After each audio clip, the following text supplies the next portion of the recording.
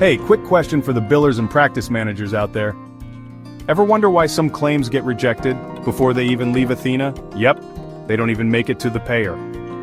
Let's talk about Athenahealth's Claim Edit Rules. These rules live inside your billing admin settings, and when used correctly, they're powerful.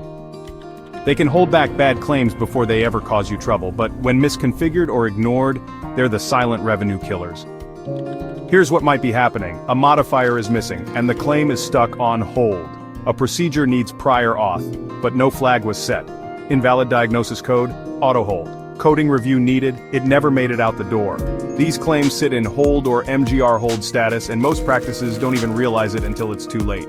At RCM Services, we optimize your edit rules so clean claims go out quickly and red flags are caught before rejections hit your AR.